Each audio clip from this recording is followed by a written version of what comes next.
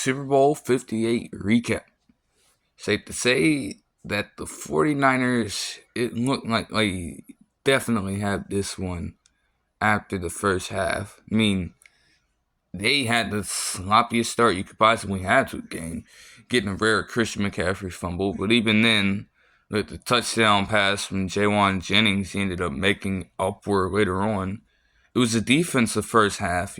Both were playing pretty well, but the 49ers, with the touchdown and with their ability to sustain drives a little bit more than the Chiefs were, they were able to outpace them. Like, the 49ers defense was doing great work under Steve Wilkes. And outside of the 52-yard pass by Mahomes to Mecole Hardman, they largely didn't do anything. Hell, the very next play, Isaiah Pacheco gets a rare fumble of his own. And it's like, shit, like they're there. They're right there, just 30 minutes away from a Super Bowl. What they seem not to understand, and especially knowing that you played this exact same team with the exact same quarterback in Super Bowl 54, it's something about these deficits that Mahomes seems to favor in these big games. And, 49ers, like, for a while there in the third quarter, honestly, I don't even count that last drive in the third quarter as it continued on into the fourth, and they barely had any time left. But even when you're talking about the special teams miscue to get the Chiefs on the board in the end zone for the first time in this game, what exactly did the 49ers offense do in this third quarter? And it's not even necessarily that they weren't running the ball. It's just like, what the fuck actually happened? Like, for a while there, they had like around 4 or 5 yards of total offense in the third quarter before that last drive that continued on into the fourth. That is just not a good look. Like, you're trying to close out a game. You had chance after chance after chance, okay? Now, again, like, you have everybody saying Brock Purdy didn't win them the game, didn't lose them the game either. Well, that's the definition of a game manager. But to be quite honest with you, I thought he played fine. However, again, he definitely did not do way more in this game, And granted, the Chiefs' defense, for the entirety of the game, really, he got a few lucky breaks, but they, Chris Jones, Trent McDuffie, L'Jarius Sneed, they made it hard on this man to even so much as get a fucking pass off. But if you handle that just one time, you get the 49ers in position to score again on multiple occasions to the point where how close it was down the stretch really wouldn't have mattered if you just convert at least one time. Defense in the fourth quarter, right off the bat, they would allow a touchdown, to Jawan Jennings. And I gotta say, Jawan Jennings had a hell of a game. It was a hell of an effort from him. But, when you look at the fact that, shit, you want to spread the ball around, and that's cool, but, damn. Like, some of the plays, the way they developed, and you couldn't get guys like Brandon Ayuk, George Kittle even, is who I'm more concerned with. Brandon Ayuk's been acting the way he's been acting, and that's one thing. But George Kittle, to have him only finish with 2 receptions for 4 yards? Like, come on, Brock Purdy. George Kittle is literally the best, if not the best, the second best tight end in the league, behind a guy like Travis Kelce. Like, when it comes to a player who you consider to be a safety valve, it doesn't get much safer than George Kittle. And they picked up one, fourth down with him, but it didn't occur to you to maybe use this man a little more. It's an easy throw. Like, I don't necessarily think that he was, like, the coverage was great, but you gotta find a way still. Like, that is a guy you should be trying to get the ball in a game like this, with this much on the line. Okay? And then, Mahomes, with the season on the line, just gets to work. Drives him down the field for a Harrison Butker field goal, which this season, it's Harrison Butker, Justin Tucker, Evan McPherson will get there in some time. But Harrison Butker has kind of like gotten himself up there with Justin Tucker a little bit. With a season like that. I mean, it's honestly impressive work. One of the surest things you could have seen this season was a fucking Harrison Butker field goal or PAT. And it gets them into the second ever overtime game in a Super Bowl. The 49ers are just like, I don't even need to say any more than this. They're just flat out idiots. If you really didn't know the overtime rules, like, come on, how were you not aware of this? This was a headline all around the league. Your team, your ownership, probably had a role in voting for said change of rules. Because that's how the fucking process goes. That message could have been relayed. There's not a shot that you didn't know. There's not a shot that you didn't know. And if you really didn't, you are just actually stupid. Nonetheless, still, the fact of the matter is that the defense, both defenses, honestly, at this point, when you're playing fucking nearly 75 minutes of football, you're going to be fucking gassed. Especially the 49ers defense. So you can't fully slight Shanahan for taking it. But if you're going to take the ball and, start out on offense first, in an overtime situation, you best score a touchdown. Now, no, the game wasn't going to be over, but it just puts more pressure on a guy like Mahomes, at the very least. Granted, you probably may not be in this situation in the first place if Moody doesn't miss the PAT. But again, with that last drive, I mean, like, damn.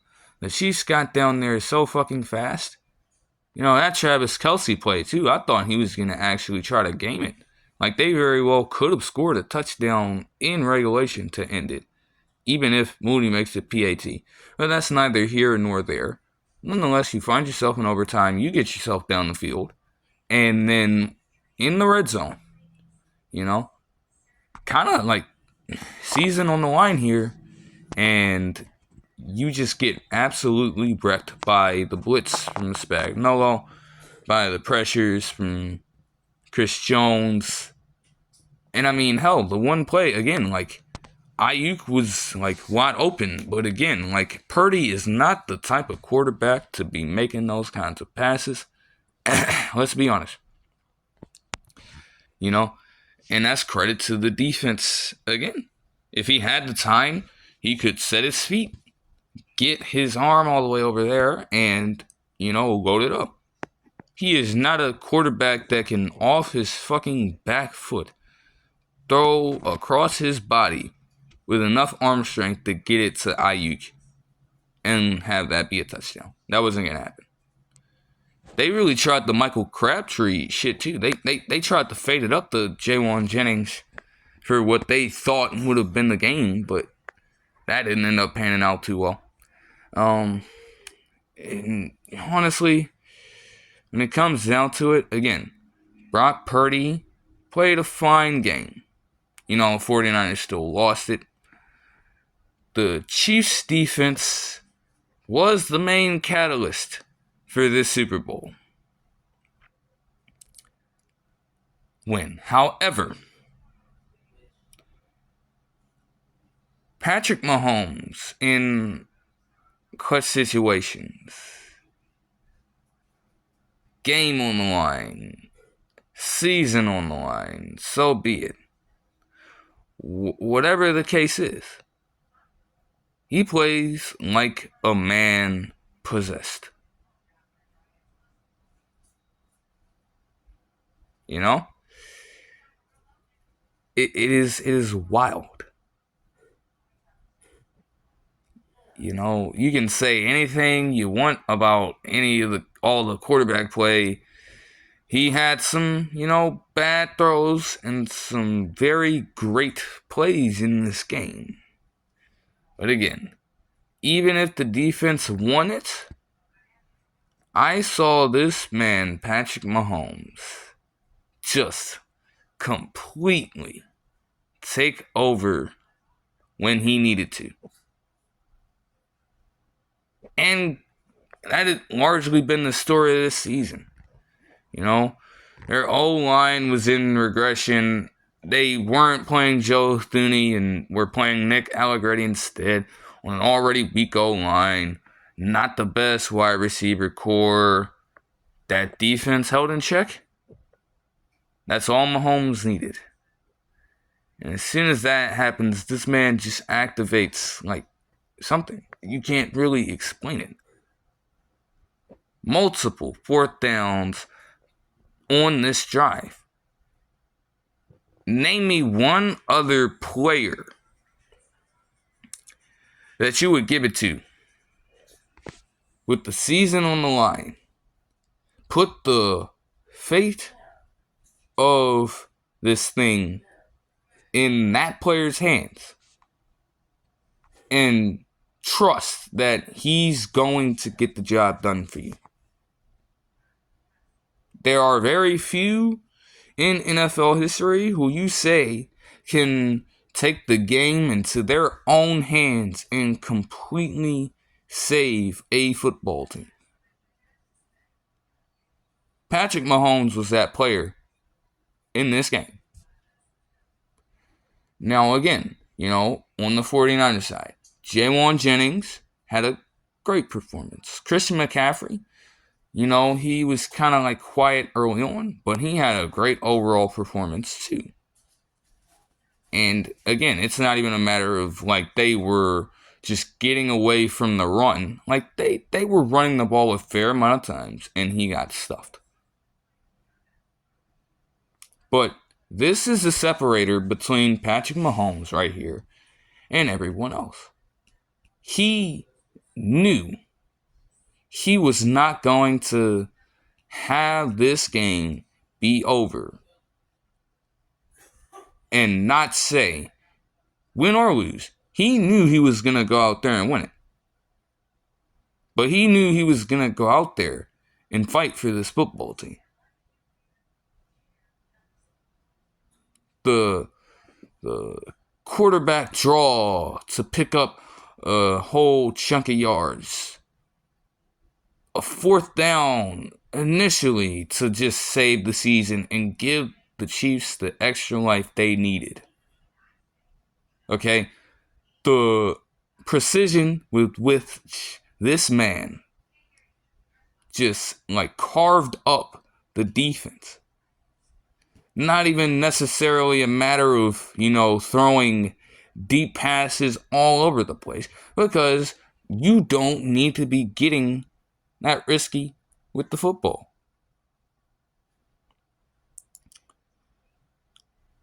You want to usually, the sentiment is like, oh, checkdowns are just so weak and all that stuff. But when you are able to crack down to it and just completely control the game in such a way, when your season is on the line like that, you have to respect that. Just simple, short passes, getting players to run after the catch, even though Marquez Valdez-Scantling on one of the plays just wanted to make it harder on the fucking team and lose yardage. But either way, by the time it was done, Mecole Hardman Jr. with the game-winning touchdown in overtime. You really could not make this shit up if you tried. That definitely was not part of these damn scripts people try to make up. You could not have imagined that was going to happen. Mecole Hardman Jr. legitimately redeemed himself, unlike another guy that ended up being a healthy scratch for the fucking game. He legitimately redeemed himself. And to think that if he actually panned out on the Jets, he wouldn't have been there for that moment. Even he couldn't believe it. He was saying he blacked out. Mahomes had to tell him consistently he just won the damn game for them. He was beside himself. That's the type of stuff you love to see. So, it was a great win. Another, comeback win in a needed game. Shanahan going down once more with a double-digit lead in a high-stakes game in playoffs as a head coach or offensive coordinator. I mean, Mahomes, man, obviously he is not even there yet. I don't even need to say anything. All we have to say at this point is that he's on the trajectory. He's only 28, with 3 Super Bowls, with a multitude of accolades to his name, and the sheer numbers of which this man has put up in the playoffs have completely outpaced Brady to this point. Now, again, he's not there yet. He's got some work to do. And that is a testament to the standard that Brady set. But he is on that path. And he's still got a lot more that he can do. The Chiefs are a dynasty. And they could be here to stay. But for the teams like the 49ers and Bills even, Bengals even, that are, getting this close to knocking them off year in, year out in the playoffs. But for whatever reason, they can't get the job done because of that one player they might be missing, that they might need to let go. They've got to really figure that stuff out in time. Because if this is the weakest Chiefs team to win the Super Bowl, knowing that they can reload, okay, they're probably letting some of these offensive linemen go because they're free agents. I would have to believe they're letting Donovan Smith go. There's no way they're keeping him. But when you look at the draft class, you think the wide receiver is a big issue now. Again, nobody can ever really replace what Tyreek Hill was able to do. But if you think the wide receiver core for the team is such a problem, I regret to inform you that this class is deep enough to where the Chiefs, with the pick that they possess, they could get some very good talent at the wide receiver position to bring in as a rookie. Develop them, do whatever they have to do with them, and they just reassert themselves as a stronger threat on offense. If this is them at their weakest, well, what the hell do you think's going to happen from here? Because they're going to still be retooling. There's just no way you really expect them to stay that way. It's not going to happen for long. I don't think Kadarius Toney gets a Super Bowl ring. I really don't. They may still give it to him anyway, But either way, he's not going to be a part of this team for another season. There's no way he stays a Chief. They have some work to do when it comes to L'Jarius Sneed, Chris Jones, when it comes to extensions. I think L'Jarius Sneed deserves to be the highest paid cornerback in the league. I think he deserves to reset the cornerback market if they are able to do so. If not, then at the very least, he deserves a fair amount of money. More than the 4 years, $3.9 million contract he was getting as a part of his rookie deal. And Chris Jones needs to get off the franchise tag. We need to look at PFF. The eye test suggests to me that L'Jarius Sneed is the most well-rounded cornerback in football.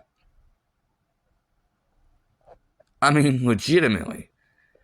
It can be argued, in my opinion. You know, again, like I've stated in a previous video, you have multiple cover corners that can't tackle for shit. You have multiple corners that are adept at tackling and can't cover for shit. You have multiple cornerbacks who are just so stationary at the position with no versatility to take up any other assignments like blitzes and things of that nature. L'Jarius Sneed can do all of that and do it well. That is a player that you want to keep. You don't want to let that man go. And especially for nothing. But he should be a Chief for the long run. That is the logical decision to make here. The Chiefs, they kind of exposed the defense late to the point where the 49ers felt compelled to fire Steve Wilkes. Honestly, I think that's them just making a move. Like, maybe they are really trying to paint him as the scapegoat, which I don't understand. I mean, anytime that you hold a player of Patrick Mahomes' caliber to 19 points in regulation, I think you're doing way more than expected. Like, he did great work. Now, they were, it was a down, playoffs in full capacity, but on the biggest stage, he did his best work of the playoffs, and you don't give him the luxury of leeway. You don't want to retain that. That's kind of weird to me. It's a great win by the Chiefs, but kind of got tough for both teams with the fact that, some of these weird-ass injuries, dude, just oh my gosh, bro, every motherfuckers were dropped in left and right, bro. How does this shit to Dre Greenlaw happen? That shit was so freaky to the point where Fred Warner was literally screaming no as it happened. How? Okay? Doesn't make any sense at all to me. They really have to get this thing sorted out. I don't understand. And again, with these damn turf fields, you have the World Cup coming to a stadium like MetLife in New Jersey. We all know what the reputation of that fucking dumpster fire is. And you're going to have soccer players playing on that surface. Oh, load up the fucking, injury charts, man. Unfortunately. Because if they can't get that shit together in time, dude, it's gonna get very bad very fast. The Super Bowl itself was, I'll say it was a good Super Bowl. It certainly wasn't the best of the best, especially for those who love offensive shootouts and things. But it's up there. It's definitely not on the bad side. Um, I mean, I don't like the halftime show was good. I don't always put a whole hell of a lot of stock in them though, but it was good. It was good. What's not good though, like, and this just comes a bit after. I mean, like, what the fuck happened yesterday? I mean, it's dude, motherfuckers can't even go out with family, with friends, to go and enjoy their favorite team bringing a championship of the third in 4 years, 5 years, home to their city, their hometown city, without stupid motherfuckers getting in the way, doing whatever they can to just impose on the thing, putting others in danger, causing people harm. Person lost their life over a dispute that could have been unrelated to this point. Like, seriously? It's shameful. And the fact of the matter that, that is something a Super Bowl parade is going to be heavily guarded. How the fuck is it possible for 3 dudes to still end up with a weapon on them? How is it still possible for those guys to get past all of that security and into the event freely? Then, because just, I don't even know what motivation would drive somebody to do that shit. But they just unload fire on innocent people. Again, like I said, somebody lost their life, other people got hurt because of the actions of 3, idiots.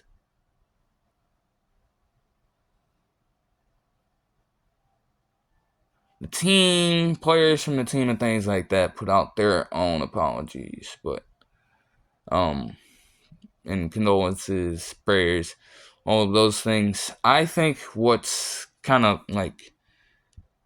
got to me the most is the monologue, if you will, from Nick Wright. Now, obviously, Nick Wright is a person that when it comes to the hot take for shows, I do not wholly respect all of his takes. But, over the course of the past, few weeks, some of his takes have gotten a little better. So, I think from my own, perspective of him, I think he's trending a little bit. He was trending a little bit in the right direction for me, from what I previously thought of him. But to see a guy, like that, feel compelled enough to give the monologue he did on First Things First.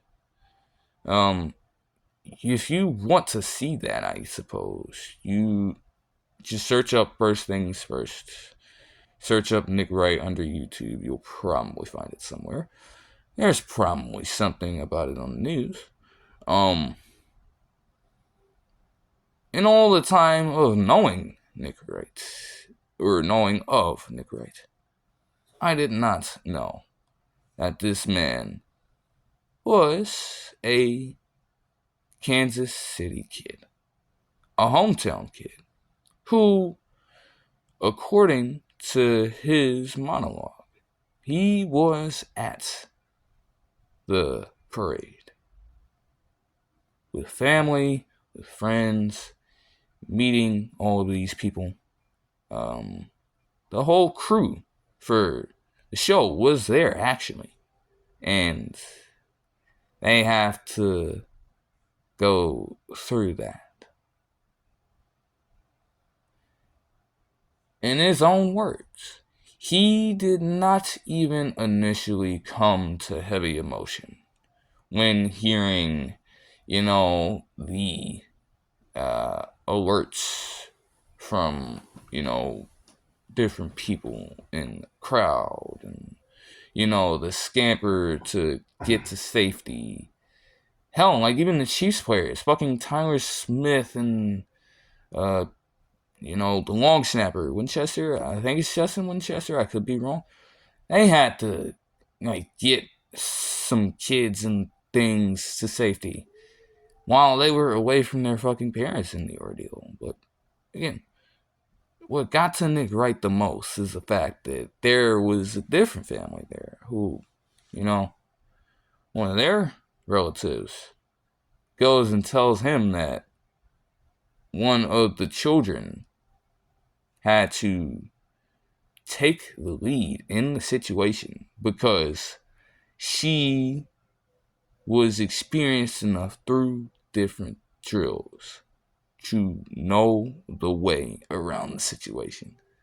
And the adults in the crowd didn't even know what the hell to do. And it brought him to tears, man. It brought him to tears. It broke his heart. A hometown kid, no wonder like all the Chiefs takes come from that, right? He's gonna ride for his city. But he was fed up with it. He really was. Mentions about, a friend contacting him about the entire ordeal. A friend whom he happened to have to get in contact with and check on when the Highland Park situation happened in 2022. And this is the same guy who has, it kind of just surrounds, this man's life. It happens every day to the point where, a lot of the, points where he, cites his, first, encounters with real emotion with these fucking ordeals. Sandy Park in 2012 with his youngest daughter. A person of whom I believe she, attended said school. Potentially. Even if she didn't. You know how hard that is? Or the Robb Elementary situation with his oldest daughter.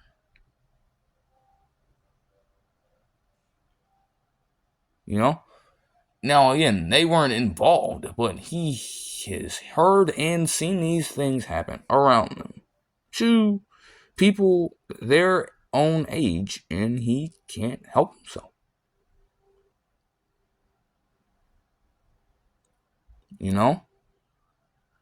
And, obviously, the emotions there are, they're real, but it's dude, imagine, those who aren't in a position of, Nick Wright's and things like that. Imagine, the common working man or the, common woman person.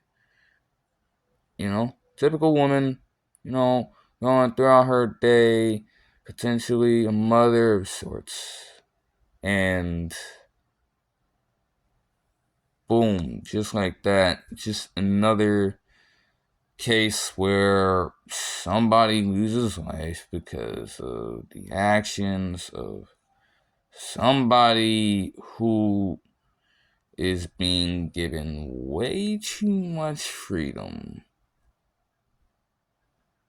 with weapons. And again, in a lot of these cases, they aren't necessarily derived from disputes, but the fact that people generally, in some cases, are actually not in the right state of mind to go on and carry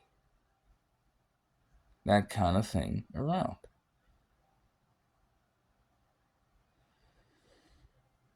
When it comes to I'm not necessarily a political dude. And, don't need to get into a whole hell of a lot of that here. But I like to see everything from a neutral point. What I will say is this, and he, didn't have to get too much into it there, but he kind of addressed it a little bit. When will something give for these guys who handle laws on regulations for these weapons and things? Something's gotta give at some point. The fact that this thing can happen every day, even in situations with the best security one can assemble, is ridiculous. It truly is. It's rough. You know, can't go to school. You can't go to the supermarket like the Buffalo situation. That shit was live streamed. You can't go to a baseball game. Again, not even getting too much into politics, but I think a fair amount of people remember what happened with Scalise. Man was at a baseball game and could not enjoy that in peace because somebody had to step in and just put his livelihood in danger.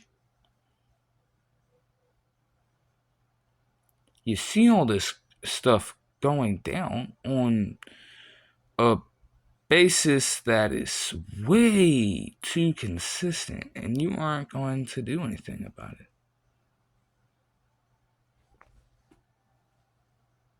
That's all I have to say about it. It's wild.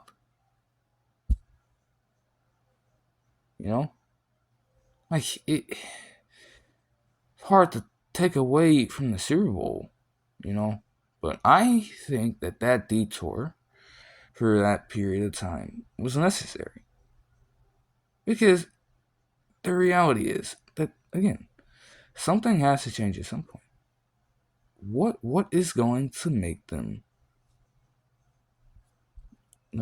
do something about this? Because it is just wrong, and it's harrowing. And I mean, all the reactions from other people outside of the situation, it shouldn't be consistently taking these,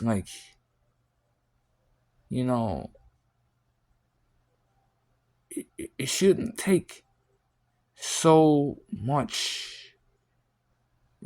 cases of just like negativity and like just vile acts to bring people together on a specific topic. And the way this man, Nick Wright, spoke about his city, too. He called his own city divided, segregated. The Chiefs being the one thing that brought that city together. His words, not mine. And you mean to tell me that even that is not a safe haven for just one period of time? You can't put all that shit to rest. You have to carry it out no matter what. That's basically what I'm getting from that.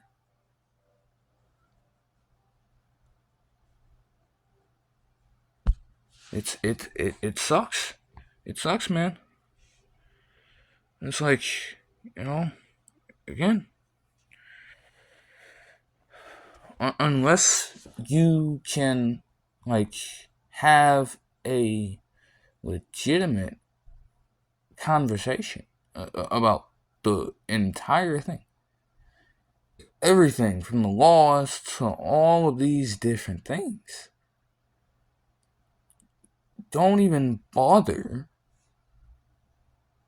putting out prayers and condolences if you aren't willing to like commit to something that can help turn this thing around.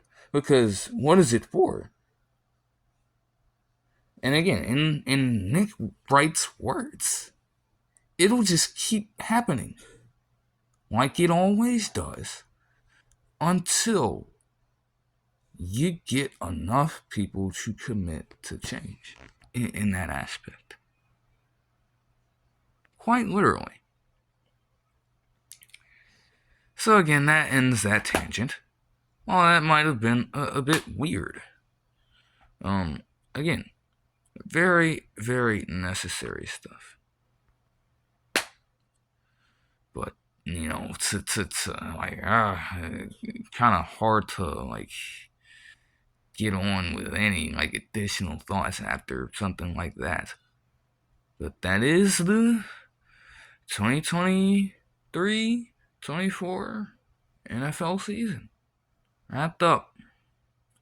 It's a good thing that I was actually able to go on and get a full season's worth of content out this year. I think that even without like a crazy amount of viewership, it's not anything I ever really expect. But, it's kind of a good thing to be able to just, do this to the side. Just broadcast these kinds of thoughts about, the different games and weeks and everything like that on here. Obviously, if any like NFL, like any trades, free agencies, like the draft, all that's on the way. Anything, from there arises. Cool. But, recaps for the NFL, again, gonna start back up when the NFL season starts back up. I suppose over like that period of time, you gotta expect a lot of different things. I definitely have to make a return to like some of the gaming, NBA like recaps and things like that. Though in terms of like, is it gonna be a weekly thing? Is it gonna be a daily thing? That's something to be figured out.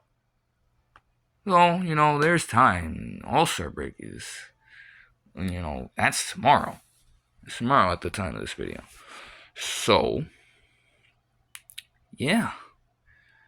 That'll do it this one. I hope you guys enjoyed the video and an entire season's worth of NFL content and genuine NFL content.